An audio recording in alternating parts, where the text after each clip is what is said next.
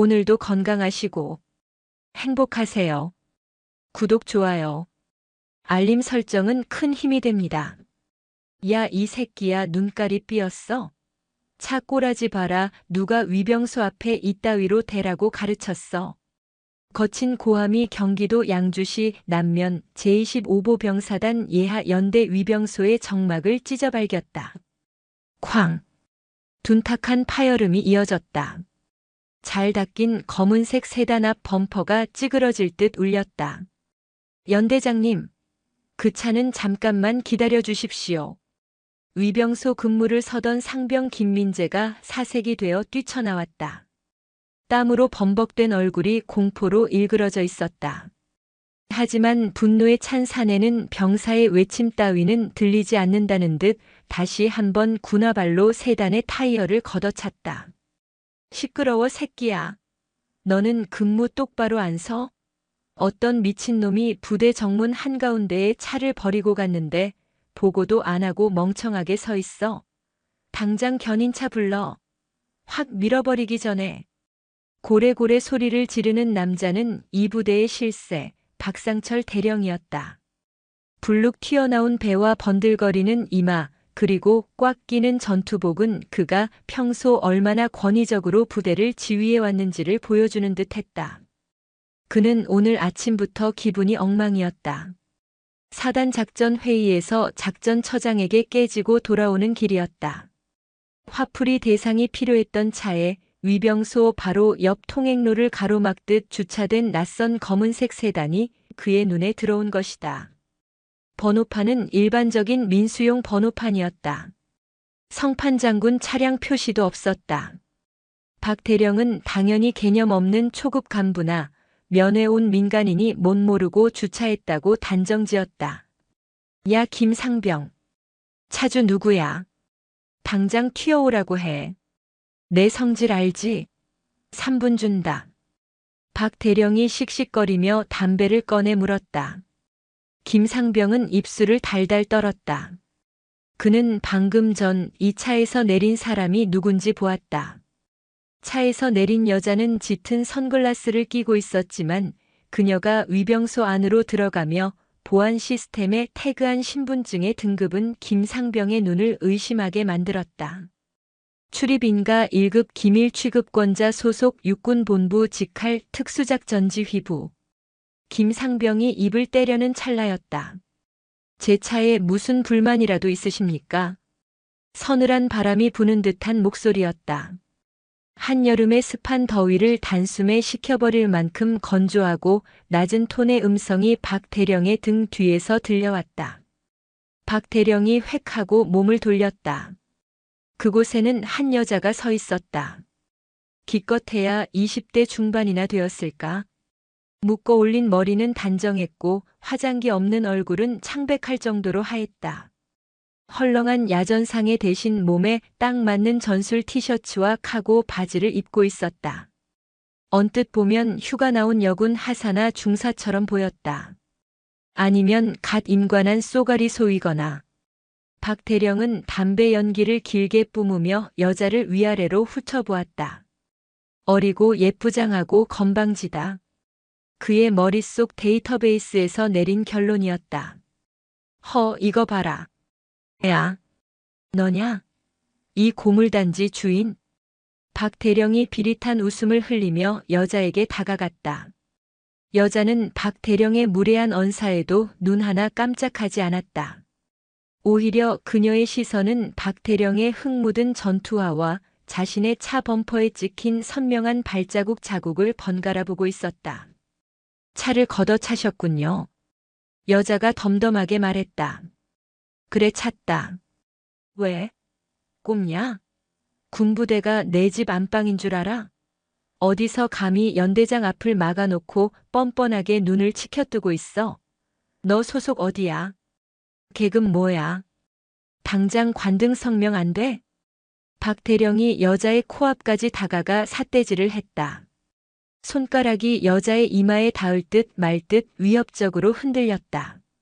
주변에 있던 위병소 병사들과 지나가던 간부들이 숨을 죽이고 이 상황을 지켜보고 있었다. 저 여자 큰일 났다는 눈빛들이었다. 여자는 천천히 고개를 들어 박대령의 눈을 똑바로 응시했다. 그녀의 눈동자는 깊고 어두웠다. 그 속에는 박대령이 평생 경험해보지 못한 종류의 살기가 정제된 형태로 잠들어 있었다. 급한 용무가 있어 잠시 정차했습니다. 통행에 방해되지 않게 최대한 가장자리에 대놓은 것으로 압니다만 이게 말대꾸를 해? 야, 헌병 불러. 이거 영창감이다.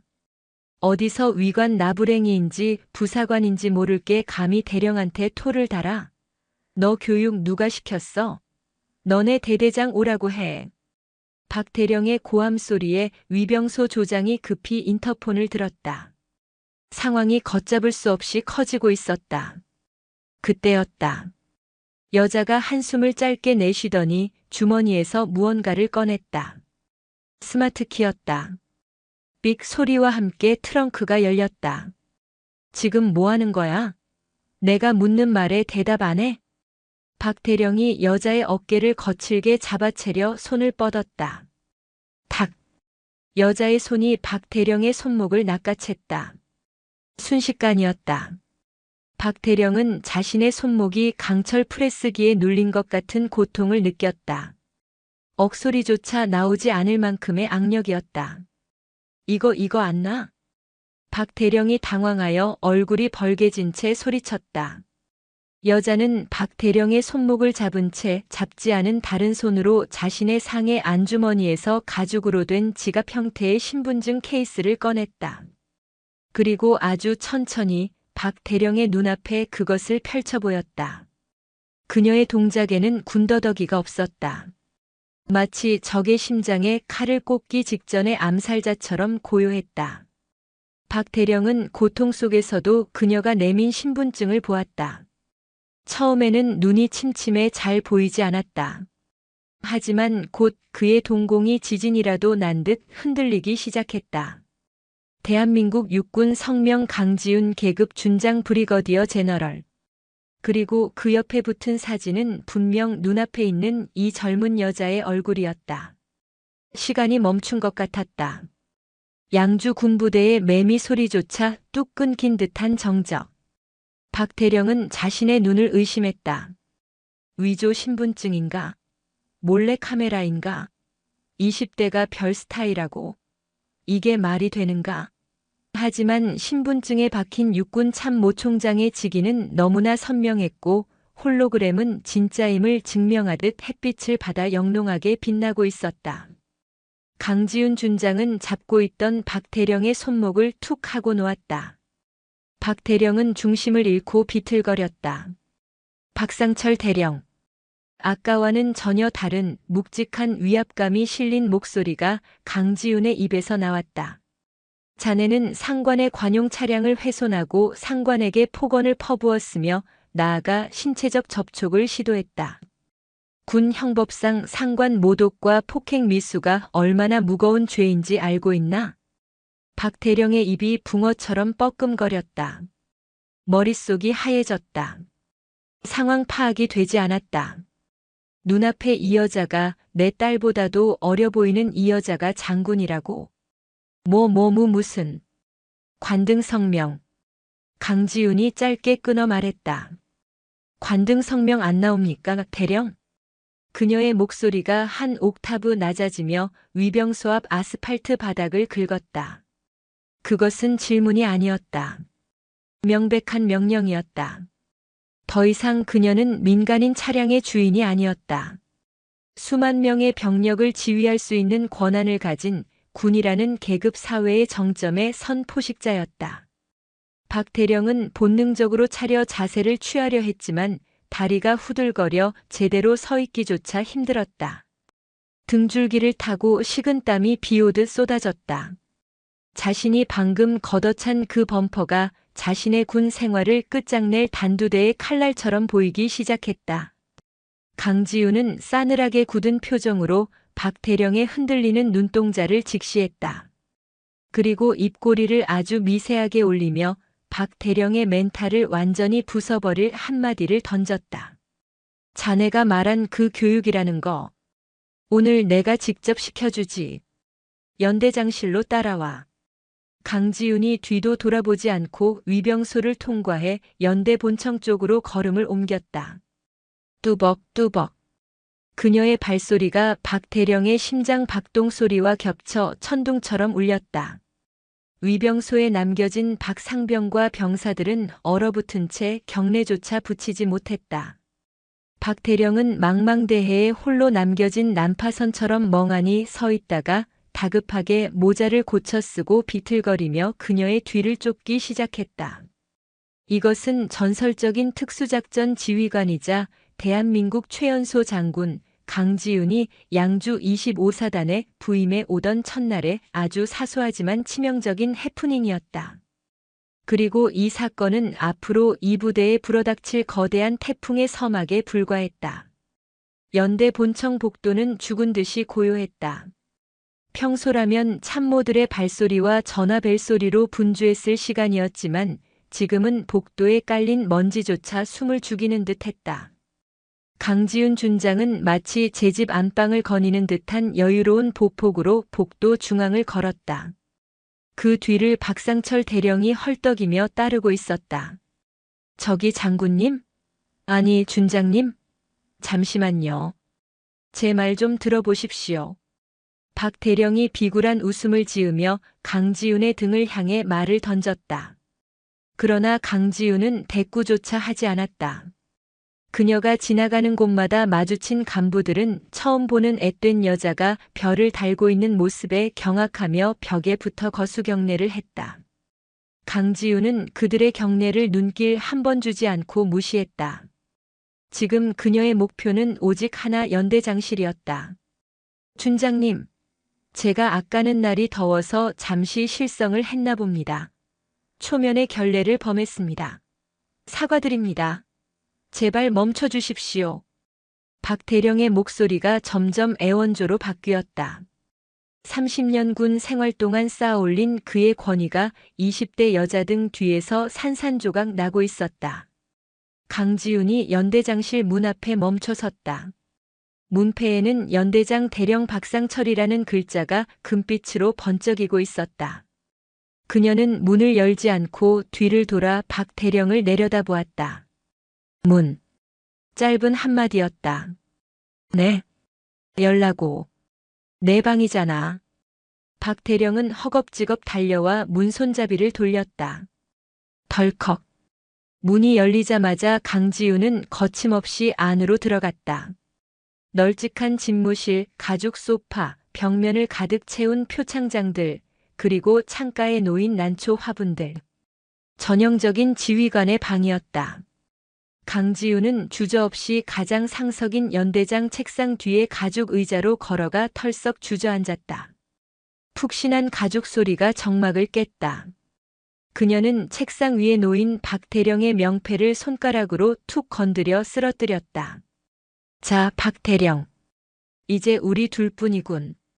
강지훈이 다리를 꼬며 턱을 괴었다. 박 대령은 문을 닫고 어정쩡하게 서 있었다.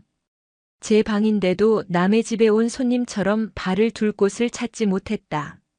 저기 소속이 육군본부 직할이라고 하셨습니까?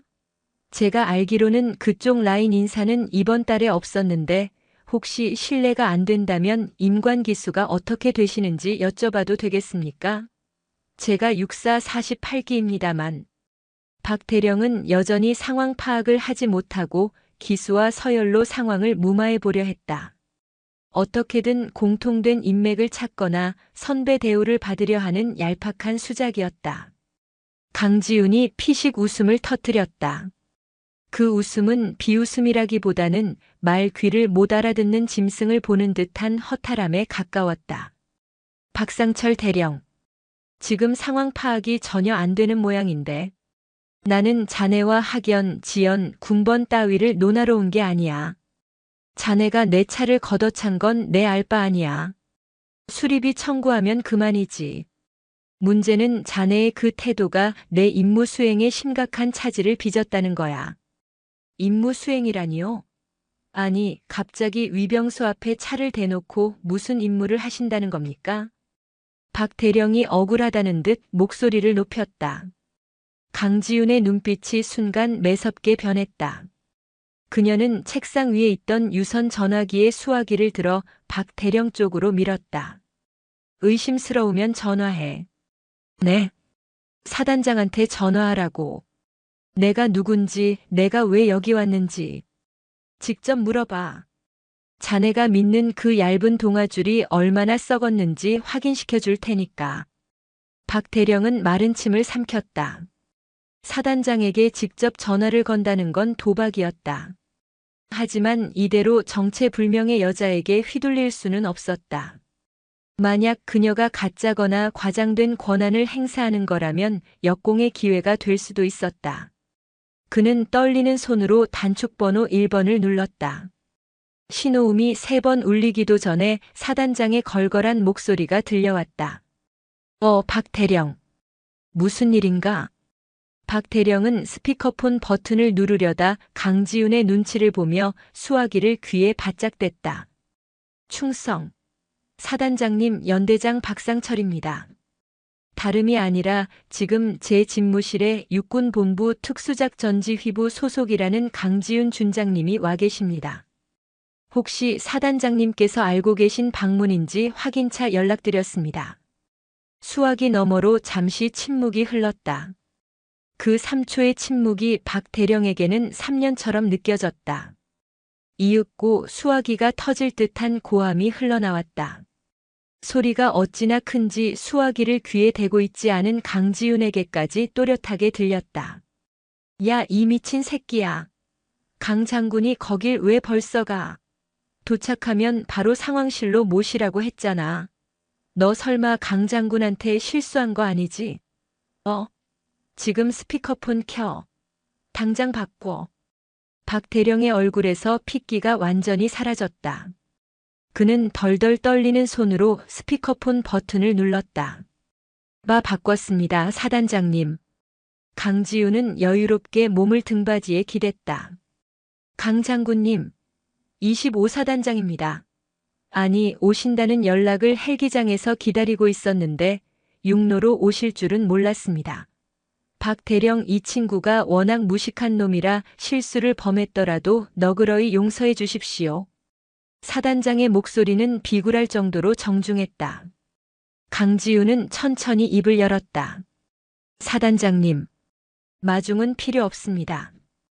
보안 유지가 생명이니까요. 그런데 이 연대장이라는 작자가 보안은커녕 위병소 앞에서 제 차량을 파손하고 위협까지 하더군요. 사단장님, 교육 지침이 원래 이렇습니까? 아닙니다. 제가 당장 헌병대 보내서 구속 수사시키겠습니다. 면목 없습니다. 됐습니다. 제 선에서 처리하죠.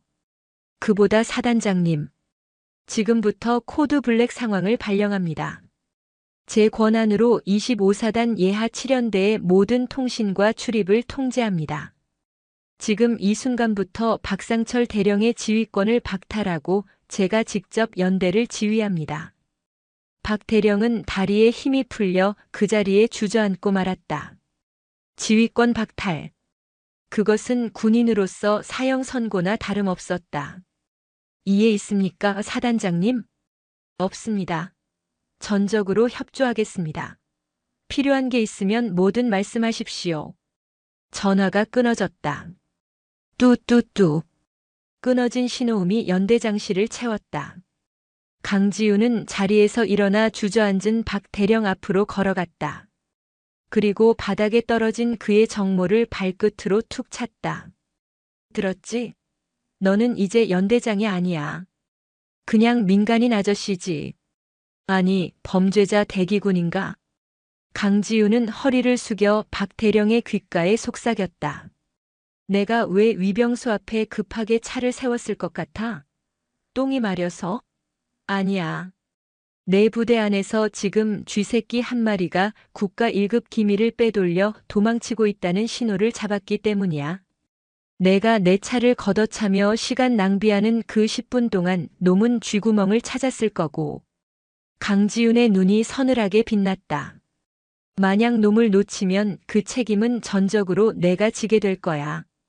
옷 벗을 준비나 해, 박상철 씨. 연대 지휘통제실에 육중한 철문이 열렸다. 에어컨 바람과 함께 수십 대의 모니터에서 뿜어져 나오는 열기가 섞인 묘한 공기가 강지윤을 맞이했다.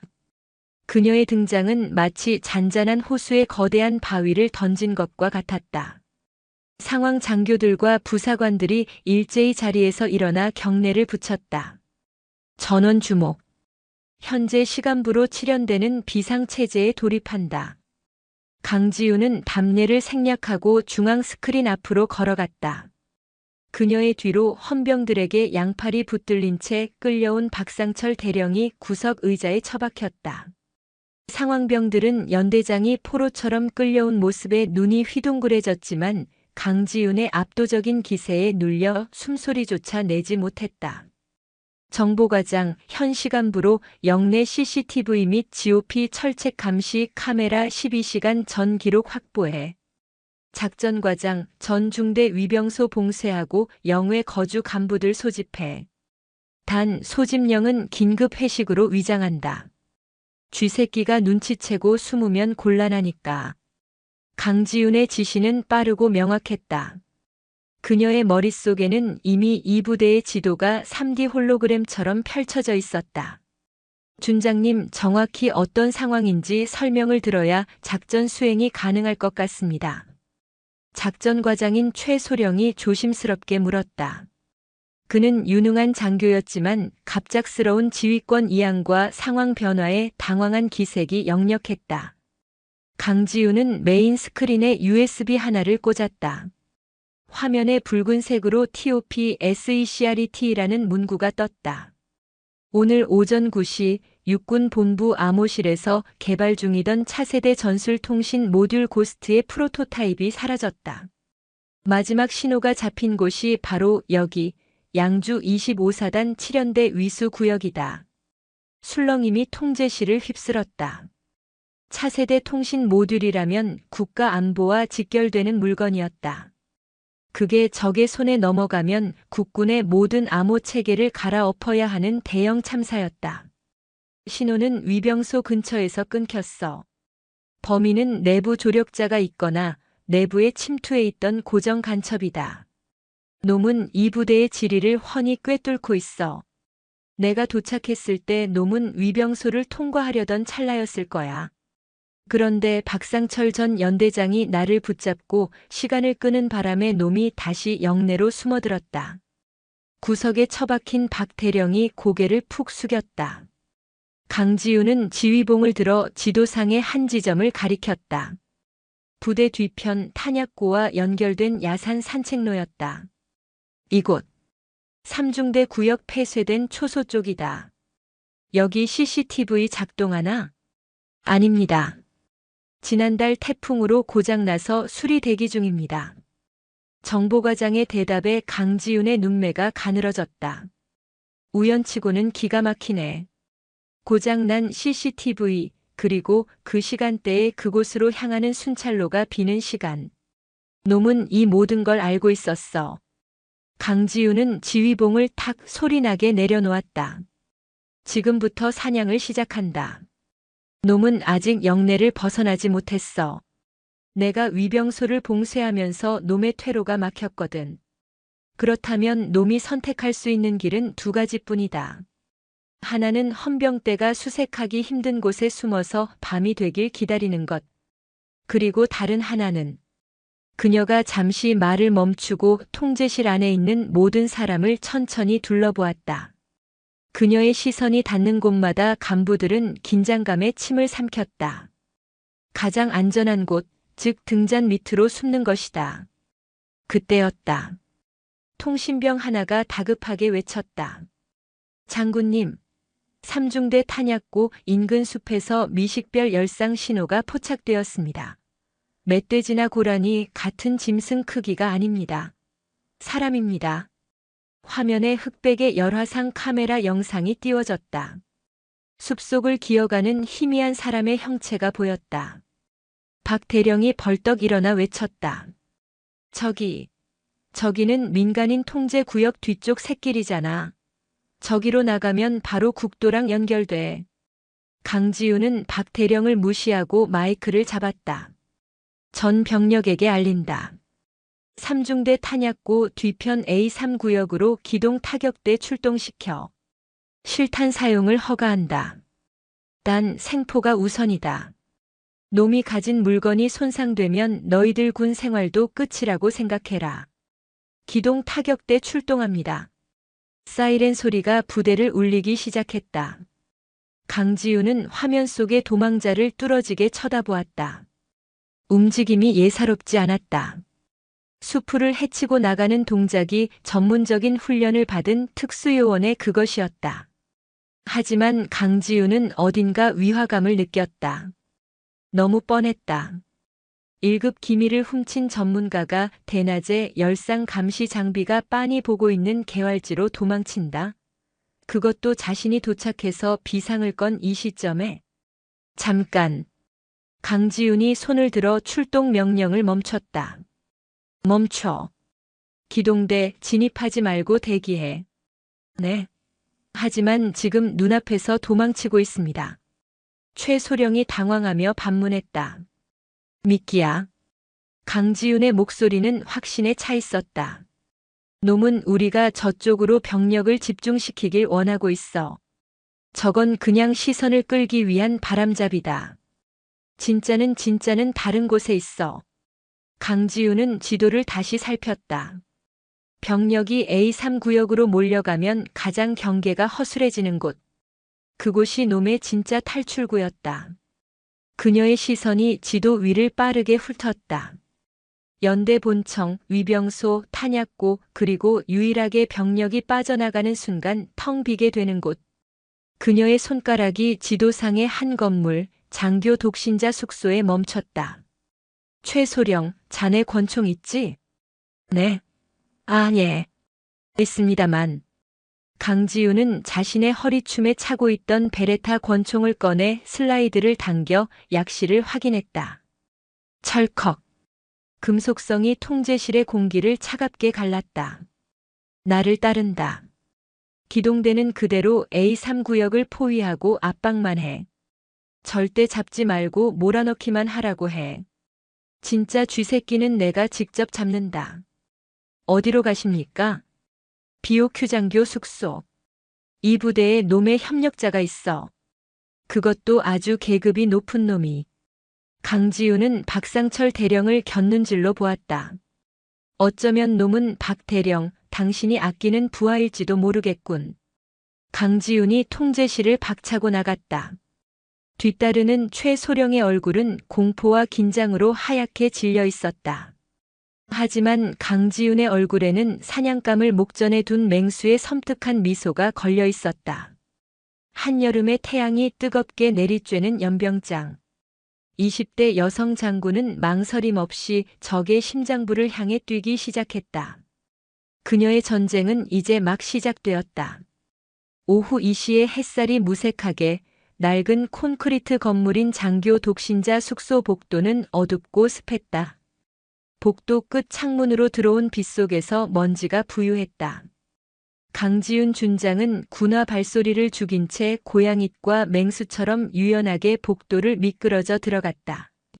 그 뒤를 따르는 작전과장 최소령은 권총을 쥔 손에 흥건하게 땀이 차는 것을 느꼈다. 심장이 터질 것만 같았다. 306호. 강지훈이 입술 모양으로만 최소령에게 신호를 보냈다.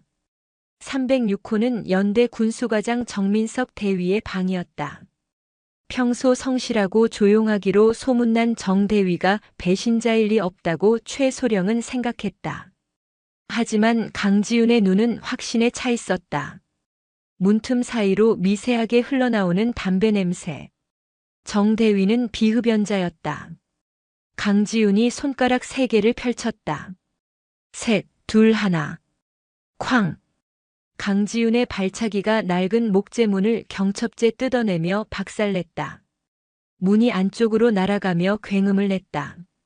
손들어. 움직이면 쏜다. 최소령이 소리치며 진입했다. 좁은 방 안 침대 위에 걸터 앉아 있던 남자가 벌떡 일어났다. 정 대위였다. 하지만 그의 눈빛은 최소령이 알던 순박한 후배의 것이 아니었다. 정대위는 창문으로 도주하려다 이미 창밖을 헌병대가 포위하고 있다는 것을 깨닫고는 짐승처럼 이를 드러냈다. 그가 베개 밑에서 숨겨둔 KO 권총을 꺼내 들었다. 안 돼. 최소령이 방아쇠를 당기려는 찰나 강지훈의 그림자가 최소령을 스치고 지나갔다. 탕! 총성이 좁은 방 안을 울렸다. 하지만 쓰러진 것은 최소령이나 강지훈이 아니었다. 총알은 천장을 뚫었다. 강지훈이 순식간에 거리를 좁혀 정대위의 손목을 비틀어 올려버린 것이다. 우지끈. 뼈가 부러지는 소름 끼치는 소리와 함께 정대위의 권총이 바닥에 떨어졌다. 아!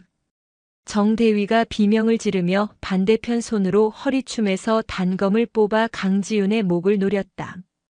일반적인 군인의 무술이 아니었다. 살인을 목적으로 훈련받은 살수의 움직임이었다. 하지만 강지훈은 피하지 않았다. 그녀는 고개를 아주 살짝 기울여 칼날을 피함과 동시에 정대위의 명치를 팔꿈치로 가격했다. 억하는 소리와 함께 정대위의 몸이 굽어졌다. 이어서 강지훈의 무릎이 정대위의 턱을 올려쳤다. 퍽! 단 2번의 타격. 정대위는 눈이 뒤집힌 채 바닥에 처박혔다. 거품을 문 입에서 신음조차 나오지 않았다. 최소령은 멍하니 그 광경을 지켜보았다. 1초 아니 0.5초였을까? 그 짧은 찰나에 인간의 육체가 저렇게 무기력하게 무너질 수 있다는 사실이 믿기지 않았다. 강지훈은 흐트러진 옷매무새 하나 없이 바닥에 떨어진 정대위의 단검을 발로 차구석으로 치워버렸다. 그리고 쓰러진 정대위의 주머니를 뒤져 검은색 소형 하드디스크를 꺼냈다. 찾았다. 고스트 모듈. 그녀가 차갑게 말했다. 최소령이 다가와 수갑을 꺼내려는데 강지훈이 다급하게 소리쳤다. 엎드려. 그녀가 최소령을 덮쳐 바닥으로 굴렀다. 동시에 창문 밖에서 섬광이 번쩍였다. 쾅!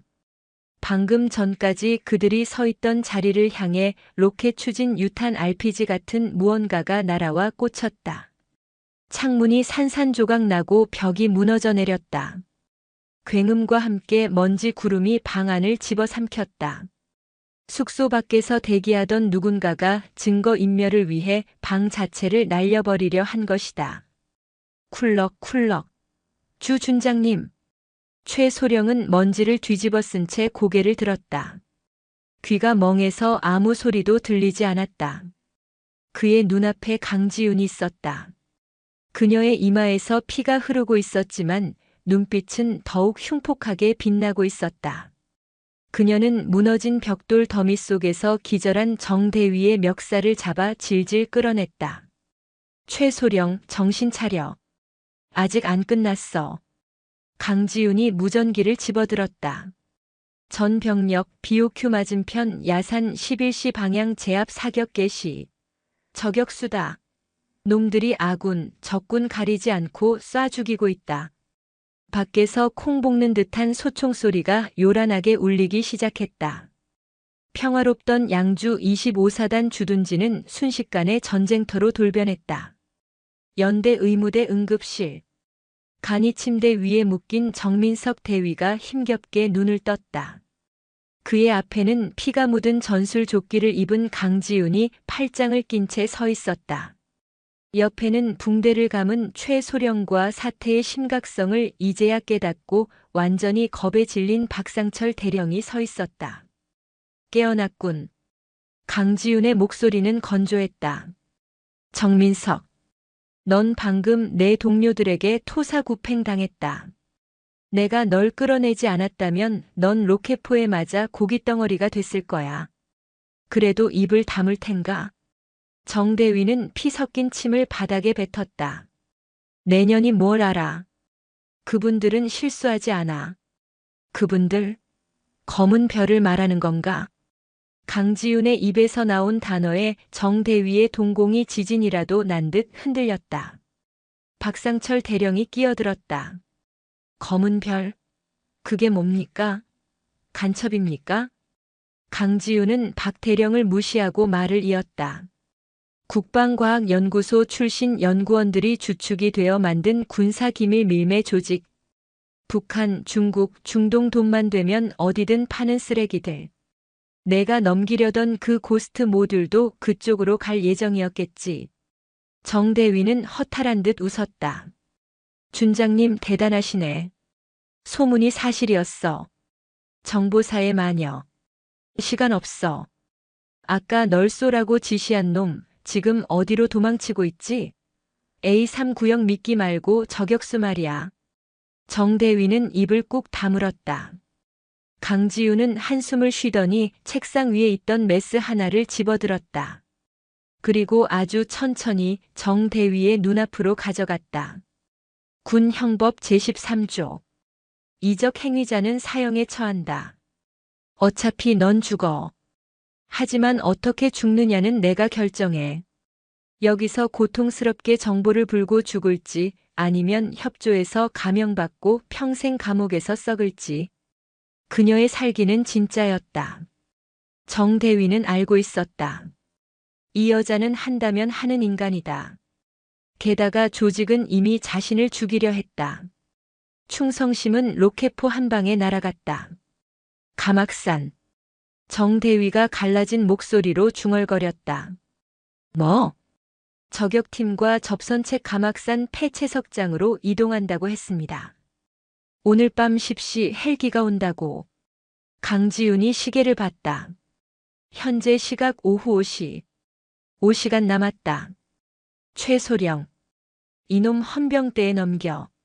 그리고 사단장한테 연락해서 헬기 띄우라고 해. 항공정찰 말고 공격 헬기. 코브라 2대. 공공격 헬기요? 준장님 민간 지역 상공에서 무장 헬기를 띄우려면 군단장 승인이. 내가 승인해. 지금 상황 전시와 동일하게 간주한다. 민간인 피해 나오면 내가 다 책임진다. 강지우는 의무대를 나서며 주머니 속의 하드디스크를 만지작거렸다. 사실 아까 회수한 하드디스크는 암호가 걸려 있어 당장 내용을 확인할 수 없었다. 하지만 놈들이 이렇게까지 필사적으로 증거를 인멸하려 했다면 이 안에는 통신 모듈 이상의 무언가가 들어있는 게 분명했다. 박상철 대령이 쭈뼛거리며 강지훈을 따라 나왔다. 저 준장님, 제가 할 일은 없습니까? 이대로 가만히 있으면 저는 정말 옷 벗어야 하는데 명예 회복할 기회라도 주십시오. 강지훈이 멈춰서서 박 대령을 보았다. 그의 눈은 간절했다. 평생을 군에서 보낸 늙은 군인의 마지막 자존심이 보였다. 운전 잘하십니까? 네. 운전병보다 잘합니다. 이 동네 지리는 제가 눈 감고도 다닙니다. 좋습니다. 대령님, 제 운전병 하십시오. 놈들이 도망친 가막산 폐채석장 헬기보다 빠르게 접근할 수 있는 개구멍을 안내하세요. 박 대령의 얼굴에 화색이 돌았다. 맡겨만 주십시오. 샛길로 가면 30분 안에 주파합니다. 해는 이미 져서 어둠이 짙게 깔렸다. 비까지 부슬부슬 내리기 시작해 시야는 최악이었다. 가막산 자락의 비포장도로를 검은색 세단이 미친 듯이 질주하고 있었다. 운전대를 잡은 박상철 대령은 정말로 운전 실력이 기가 막혔다. 진흙탕을 드리프트 하듯 미끄러지며 좁은 산길을 타고 올라갔다. 꽉 잡으십시오. 여기서부터는 롤러코스터입니다. 조수석에 앉은 강지우는 탄창에 실탄을 채워 넣으며 전방을 주시했다. 빗줄기가 차창을 때렸다. 대령님, 질문 하나 하죠. 왜 차를 걷어찼습니까? 긴박한 상황에서 뜬금없는 질문이었다. 박 대령은 핸들을 꺾으며 쓴웃음을 지었다. 부끄러운 이야기지만 오늘 아침 마누라한테 이혼 서류를 받았습니다. 애들도 다 커서 아빠 필요 없다고 하고 군대에서는 진급 막혀서 쫓겨날 판이고 세상이 다 적으로 보이더군요.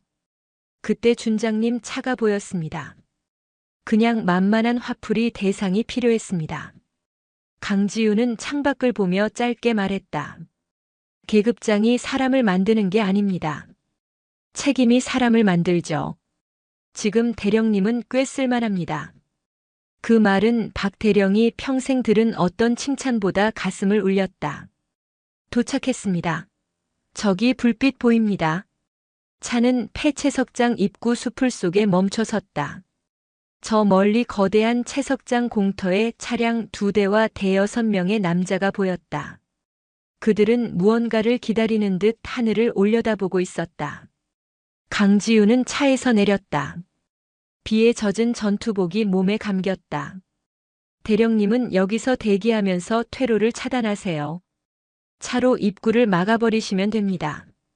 혼자 가시게요? 저놈들 숫자가 많습니다. 무장도 했을 텐데. 숫자는 중요하지 않아요. 얼마나 독한 놈이 이기느냐가 문제지. 강지우는 어둠 속으로 몸을 숨겼다. 그녀는 빗소리에 발소리를 감추며 채석장 바위 뒤로 접근했다. 놈들의 대화 소리가 들렸다. 헬기 왜 안 와? 시간 다 됐잖아. 날씨 때문에 늦어진대. 조금만 더 기다려. 그들 중 리더로 보이는 자가 짜증을 내며 담배를 피워 물었다. 강지우는 그자의 얼굴을 확인했다. 정보 파일에 있던 얼굴. 전직 UDT 출신의 용병 바이퍼였다. 그때 하늘에서 두두두두 하는 소리가 들려왔다. 헬기 소리였다. 놈들이 환호하며 손전등을 흔들었다. 하지만 그 소리는 놈들이 기다리던 수송 헬기의 소리가 아니었다. 훨씬 더 묵직하고 위협적인 소리. 소리가 좀 이상한데? 바이퍼가 고개를 갸웃하는 순간 강지훈이 바위 뒤에서 튀어나갔다. 지금이다. 그녀의 손에 들린 베레타가 불을 뿜었다. 타탕, 타탕. 가장 외곽에 있던 두 놈이 허벅지를 부여잡고 쓰러졌다. 비명 소리와 함께 채석장은 아수라장이 되었다. 습격이다. 쏴버려. 바이퍼가 소리치며 소총을 난사했다. 바위에 총알이 튀어 불꽃이 일었다. 강지우는 바닥을 구르며 엄폐물 사이를 이동했다. 그녀의 사격은 정확했다. 죽이지는 않고 전투 불능 상태로만 만들었다. 팔, 다리, 어깨. 그때 하늘에서 서치라이트가 콰광하고 내리꽂혔다. 25사단 항공대 소속 코브라 헬기가 산봉우리 너머에서 모습을 드러냈다. 여기는 대한민국 육군이다. 즉시 무기를 버리고 투항하라. 저항시 발포한다. 헬기의 확성기 소리가 산 전체를 울렸다. 압도적인 화력 앞에 용병들은 얼어붙었다. 하지만 단 한 사람 바이퍼는 포기하지 않았다. 그는 품에서 리모컨 같은 것을 꺼내들었다. 다 같이 죽자, 이 군발이 새끼들아. 그가 리모컨 버튼을 누르려는 찰나였다. 부앙. 어디선가 박상철 대령의 검은색 세단이 미친 듯이 튀어나와 바이퍼를 들이받았다. 쿵. 바이퍼의 몸이 허공으로 붕 떴다가 진흙탕에 처박혔다. 리모컨이 멀리 날아갔다. 박 대령은 핸들에 머리를 부딪혀 피를 흘리면서도 창문을 열고 소리쳤다. 내가 연대장이다, 이 새끼들아. 강지우는 즉시 뛰어가 날아간 리모컨을 확보했다. 그것은 채석장 곳곳에 설치된 크레모아 지향성 지뢰 격발기였다. 만약 눌렀다면 모두가 폭사했을 것이다. 상황은 종료되었다. 헬기에서 레페를 타고 내려온 특임대가 용병들을 제압했다. 강지우는 비틀거리며 차에서 내리는 박 대령에게 다가갔다. 대령님. 아이고 허리야. 준장님 저 잘했습니까? 강지우는 피 묻은 손으로 엄지를 치켜 세웠다. 최고였습니다. 오늘 작전의 MVP는 당신입니다. 하지만 안도도 잠시 강지우는 제압된 바이퍼에게 다가가 그의 멱살을 잡았다. 말해. 배후가 누구야? 검은 별의 우두머리가 누구냐고. 바이퍼는 피를 토하며 낄낄거렸다. 늦었어. 이미 서울로 넘어갔다. 우리가 여기서 시간 끄는 동안 진짜 물건은 서울역 지하. 그 말을 끝으로 바이퍼는 기절했다. 서울역. 대한민국의 심장부. 강지윤의 얼굴이 다시 차갑게 굳었다. 양주에서의 싸움은 끝났지만 전쟁은 이제 서울로 향하고 있었다. 서울의 밤은 낮보다 밝았다. 화려한 네온 사인이 비에 젖은 아스팔트 위로 번졌고 수많은 차량의 헤드라이트가 거대한 강물처럼 흘렀다. 그 빛의 소용돌이 한가운데 대한민국 교통의 심장부인 서울역이 거대한 짐승처럼 웅크리고 있었다. 역 광장 앞 찌그러진 범퍼를 단 검은색 세단 한 대가 멈춰 섰다. 박상철 대령은 핸들에 고개를 묻고 거친 숨을 몰아쉬었다. 양주에서 서울까지 그는 교통법규 따위는 잊은 채 미친 듯이 달렸다. 도착했습니다. 1시간 20분. 제 인생 최고 기록입니다. 박 대령이 땀에 젖은 얼굴을 들며 말했다. 조수석에 앉은 강지윤은 차 문을 열며 짧게 대답했다. 수고하셨습니다. 대령님은 여기서 대기하십시오. 경찰과 소방에 연락해서 역 주변을 통제할 준비만 해두세요. 아직 진입 명령은 내리지 마시고. 혼자 가시려고요? 저 안에는 수만 명의 사람이 있습니다. 누가 적인지도 모르는데. 그래서 혼자 가는 겁니다. 군복 입은 병력이 우르르 들어가면 놈들은 숨어버리거나 인질극을 벌일 겁니다. 이건 수술입니다. 암세포만 정확히 도려내야 환자가 삽니다. 강지윤은 입고 있던 피 묻은 야전 상의를 벗어 뒷좌석에 던졌다. 검은색 전술 티셔츠와 카고 바지 차림의 그녀는 겉보기에는 그저 운동을 좋아하는 평범한 20대 여성처럼 보였다. 하지만 그녀의 허리춤과 발목에는 장전된 총기와 대검이 숨겨져 있었다. 그녀는 인파 속으로 걸어 들어갔다.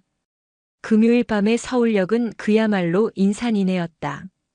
여행을 떠나는 연인들, 휴가 복귀하는 군인들, 노숙자들, 그리고 퇴근길의 직장인들이 뒤엉켜 있었다. 소음과 냄새, 그리고 수많은 사람의 체온이 훅 끼쳐왔다. 강지윤은 귀에 꽂은 초소형 인이어 이어폰을 톡 쳤다. 상황실. 역사 내 CCTV 권한 넘겨. 연결되었습니다, 준장님. 안면 인식 프로그램 가동합니다. 본부 상황실에 오퍼레이터 목소리가 들려왔다. 강지윤의 스마트워치 화면에 서울역 내부의 수백 개의 CCTV 화면이 빠르게 지나갔다. 놈들은 물건을 가지고 이동 중이라고 했다. 바이퍼가 말한 물건이 무엇인지는 아직 정확하지 않다. 하지만 1급 보안 모듈인 고스트를 훔쳐서까지 작동시켜야 하는 것이라면 단순한 폭탄 그 이상일 것이다. 강지윤은 에스컬레이터를 타고 2층 대합실로 올라갔다. 그녀의 눈은 맹금류처럼 예리하게 움직였다. 웃고 떠드는 사람들 사이에서 이질적인 움직임을 보이는 자를 찾아야 했다. 그때였다. 3번 승강장 입구 근처. 남루한 등산복 차림의 배낭을 맨 중년 남자가 눈에 들어왔다. 겉보기에는 평범한 등산객 같았지만 강지윤의 눈은 속일 수 없었다. 남자의 걸음걸이는 무게중심이 낮았고 주변을 살피는 시선은 쉴 새 없이 사각지대를 체크하고 있었다. 무엇보다 그가 맨 배낭. 끈이 어깨를 파고들 정도로 무거워 보였지만 남자는 그 무게를 전혀 느끼지 않는 듯 가볍게 움직였다. 타겟 확인. 3번 승강장 입구. 회색 등산복. 강지윤이 인파를 헤치고 접근했다. 거리는 50m. 그 순간 등산복 남자가 멈칫하더니 뒤를 돌아보았다.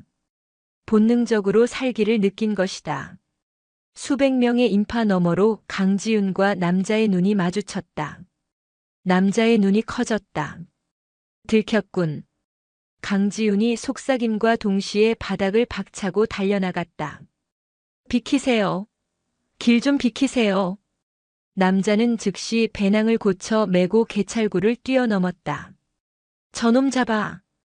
영무원들이 호루라기를 불며 쫓았지만 남자는 놀라운 속도로 계단을 미끄러지듯 내려가 승강장으로 사라졌다. 강지훈 역시 개찰구를 단숨에 뛰어넘었다. 승강장에는 부산행 KTX가 출발을 기다리고 있었다. 남자는 열차에 타지 않고 선로 끝부분의 출입 금지 구역, 즉 지하선로 유지보수 통로 쪽으로 달렸다. 미친놈, 거긴 고압 전류가 흐르는데. 강지훈은 망설임 없이 철조망을 넘어 어둠 속으로 뛰어들었다. 승객들의 비명과 웅성거림이 등 뒤로 멀어졌다. 화려한 서울역의 빛은 사라지고 습하고 비릿한 지하의 냄새가 그녀를 맞이했다. 지하 통로는 미로였다. 거미줄처럼 얽힌 전선들과 낡은 파이프들이 천장을 뒤덮고 있었고 바닥에는 정체를 알 수 없는 검은 물이 고여 있었다. 멀리서 들려오는 지하철의 진동 소리가 괴물의 울음소리처럼 터널을 울렸다. 강지훈은 손전등을 켜지 않았다. 어둠은 그녀에게 익숙한 친구였다. 그녀는 청각과 후각의 의존의 놈의 흔적을 쫓았다.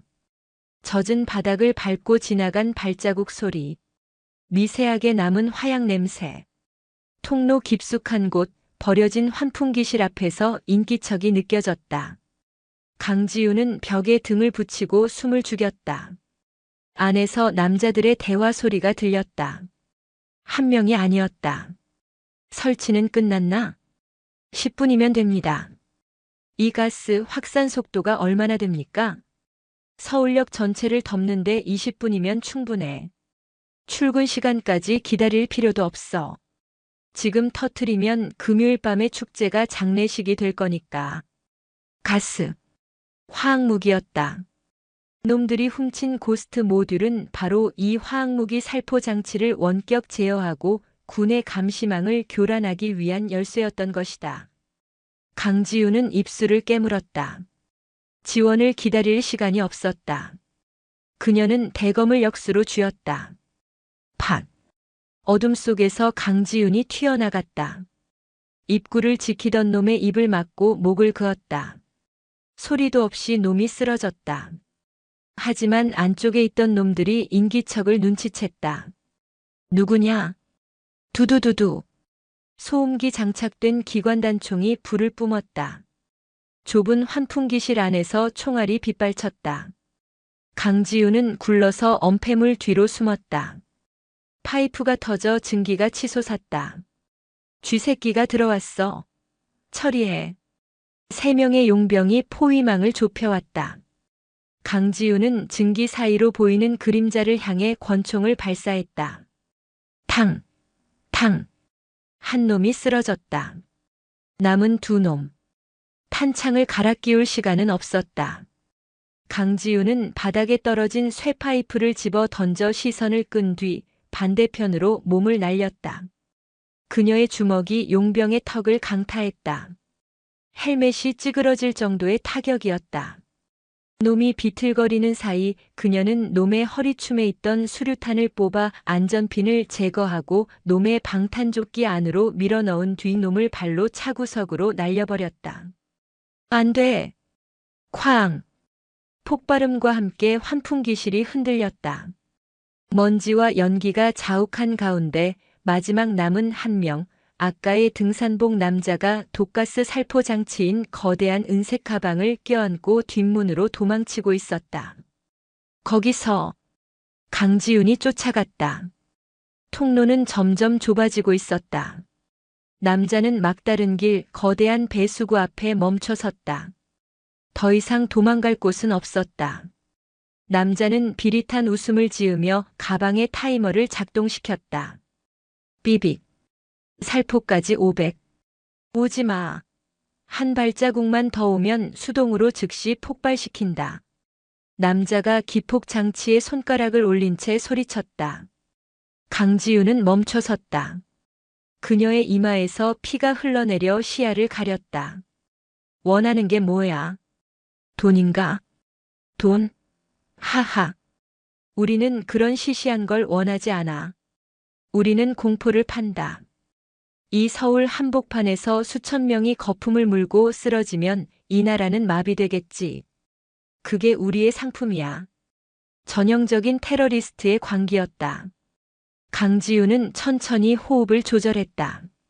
5분. 아니, 놈의 손가락이 움직이는 0.1초.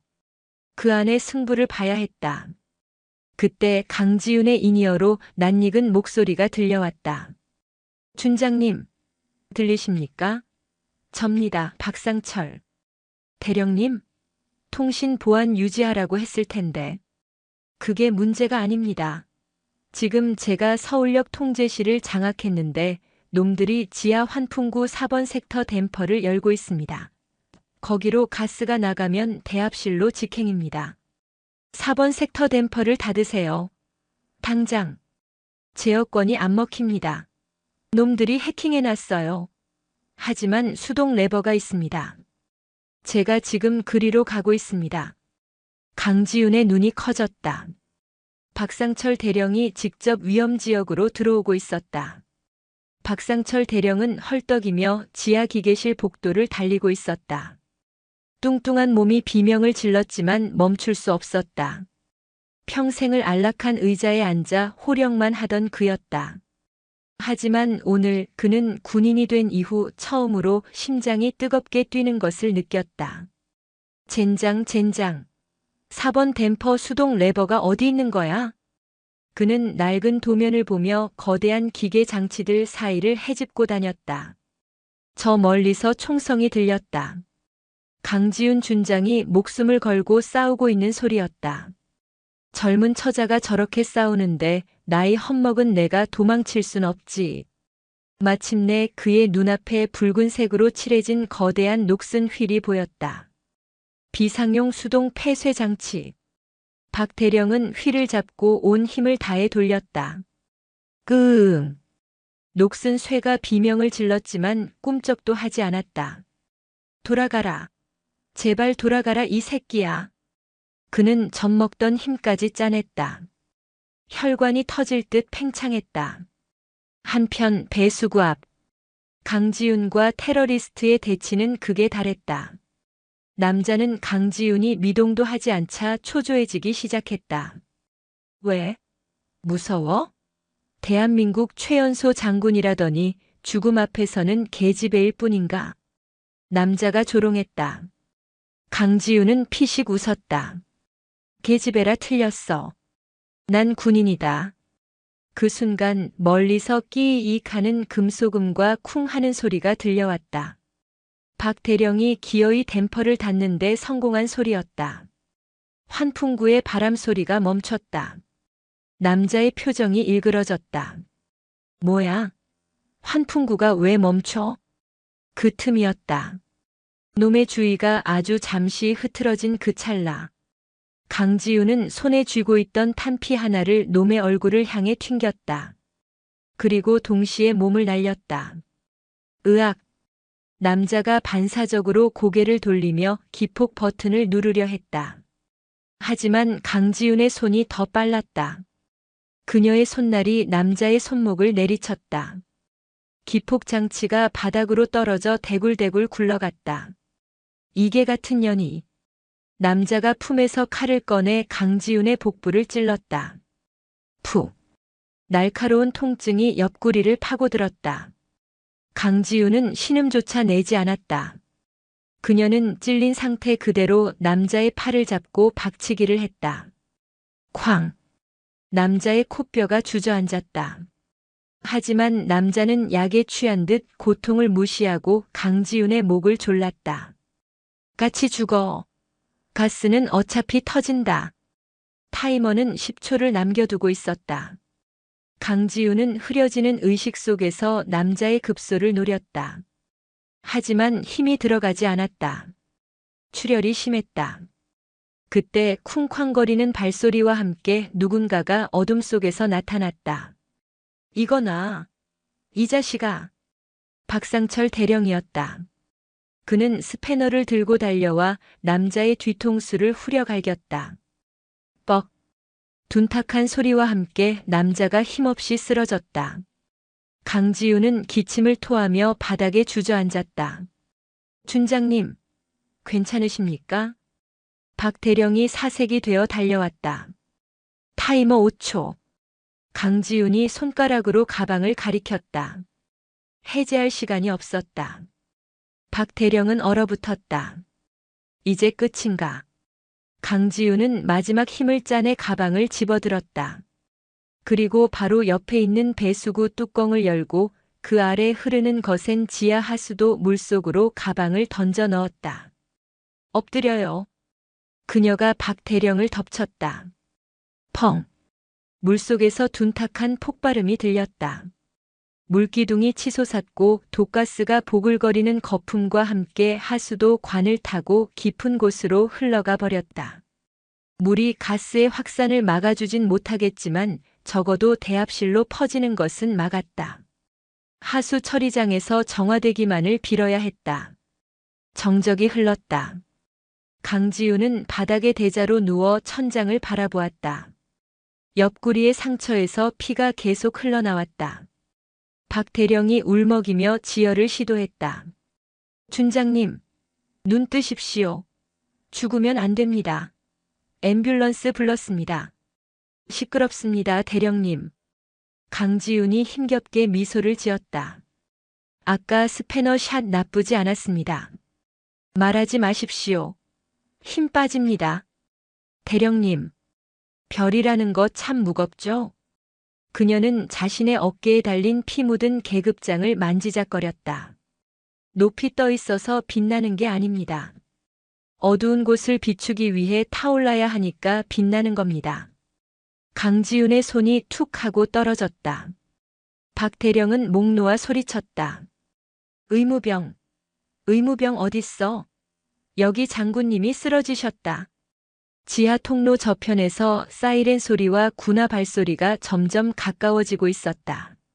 서울역의 밤은 그렇게 깊어갔다. 소독약 냄새가 코끝을 찔렀다. 삑삑삑. 규칙적인 심전도 모니터 소리가 귓가에 맴돌았다. 강지우는 무거운 눈꺼풀을 들어 올렸다. 흐릿한 시야 너머로 하얀 천장이 보였다. 정신이 드십니까, 준장님?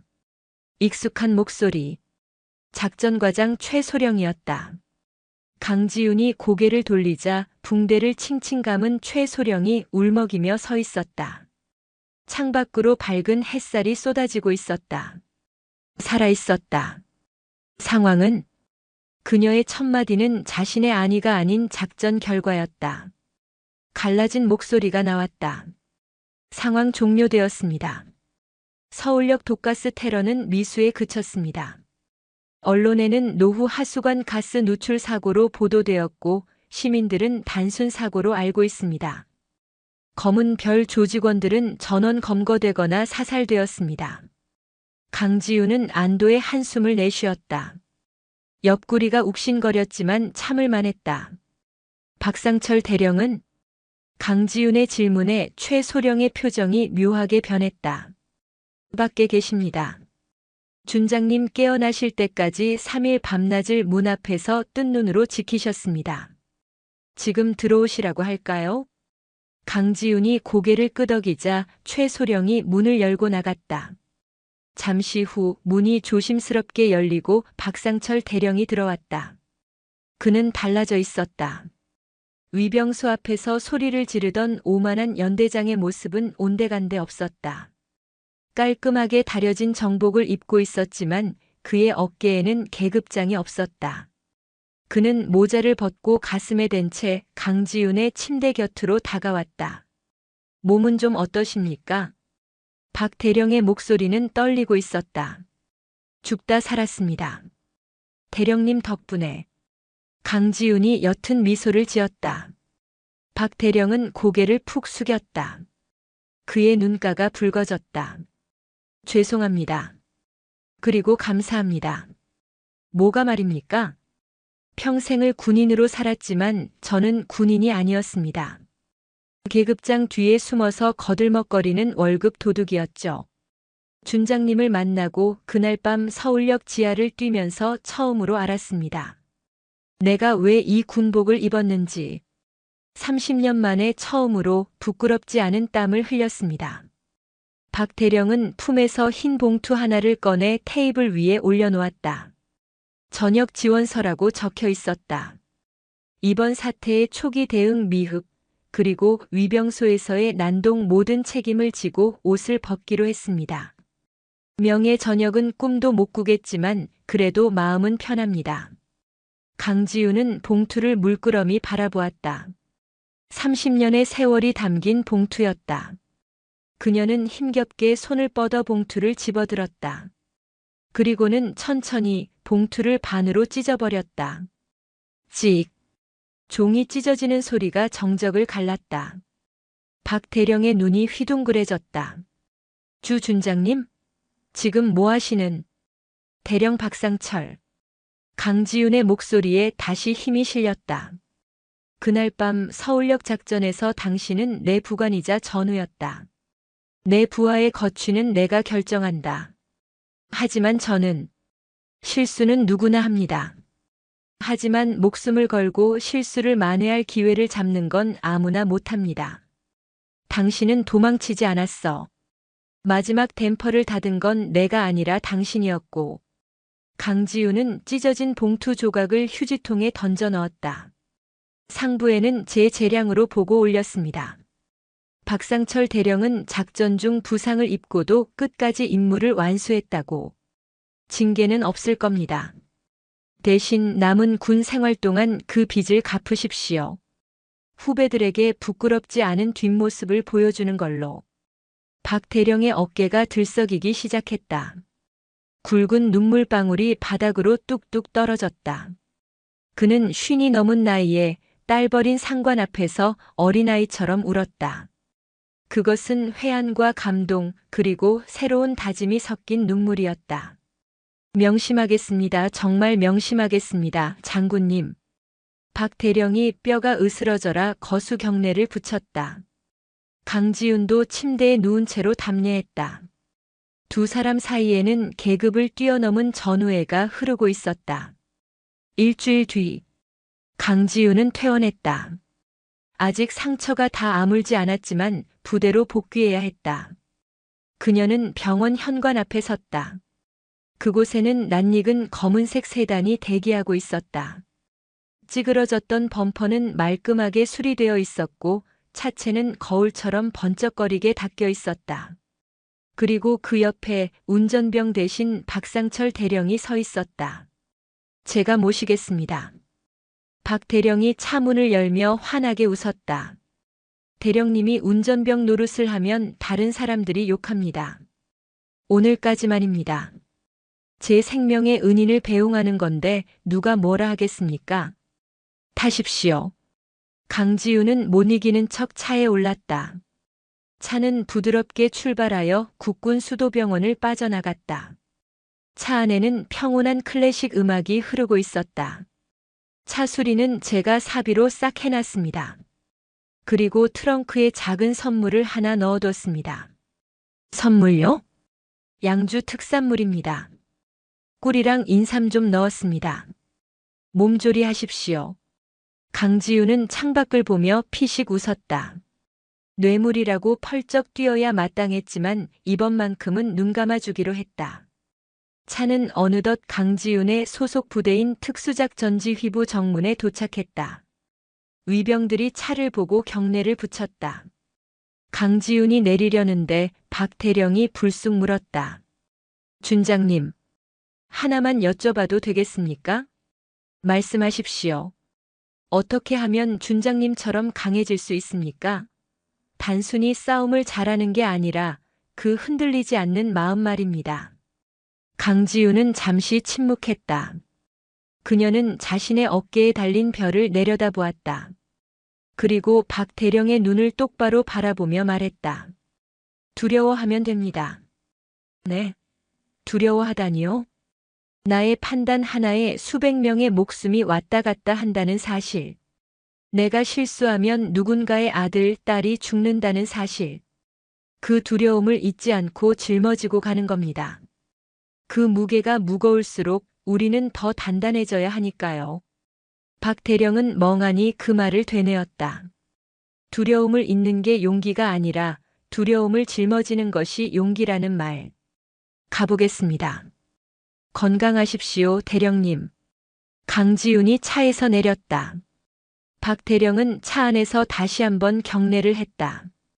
이번 경례는 그 어떤 때보다 진심이 담겨 있었다. 강지훈의 집무실. 창밖으로 노을이 지고 있었다. 붉은색과 보라색이 섞인 하늘은 아름답고도 비장했다. 그녀는 책상에 앉아 이번 작전 보고서를 마무리하고 있었다. 작전명 사일런트. 결과 성공. 아군 피해 경상 2명. 그녀는 만년필을 내려놓고 의자에 몸을 기댔다. 옆구리에 상처가 찌릿했다. 영광의 상처다. 그때 책상 한 구석에 놓인 액자가 눈에 들어왔다. 임관식 날 동기들과 함께 찍은 사진이었다. 그들 중 절반은 전역했고 몇 명은 작전 중에 세상을 떠났다. 강지훈은 자리에서 일어나 창가로 다가갔다. 서울의 하늘에 하나둘씩 별이 뜨기 시작했다. 사람들은 저 별을 보며 소원을 빈다. 하지만 군인은 저 별을 보며 다짐을 한다. 사람들이 편안하게 잠들 수 있도록 우리가 저 어둠 속에 서 있겠노라고. 그녀는 20대라는 꽃다운 나이를 국가에 바쳤다. 누군가는 미쳤다고 했고 누군가는 독하다고 했다. 하지만 후회하지 않았다. 위병소 앞 그 낡은 차를 발로 차던 늙은 대령도 결국엔 군인이었다. 그녀는 혼잣말을 중얼거렸다. 사람은 변할 수 있다. 그리고 그 변화를 이끌어내는 것은 힘이 아니라 올바른 방향을 보여주는 리더십이다. 그녀는 자신이 가야 할 길이 아직 멀다는 것을 알았다. 앞으로 더 많은 적과 더 많은 시련이 기다리고 있을 것이다. 하지만 두렵지 않았다. 그녀의 가슴 속에는 그 어떤 계급장보다 빛나는 신념이라는 별이 박혀 있으니까. 똑똑. 노크 소리가 들렸다. 준장님, 합참 의장님 호출입니다. 부관의 목소리. 강지훈은 전투복 상의를 고쳐 입었다. 매무새를 다듬고 베레모를 눌렀었다. 거울 속에 비친 그녀의 눈빛은 다시 차갑게 그리고 뜨겁게 빛나고 있었다. 가자. 그녀가 문을 열고 나갔다. 또 다른 임무가, 또 다른 밤이 그녀를 기다리고 있었다. 대한민국의 밤은 침묵의 별들이 지키고 있기에 안전할 것이다.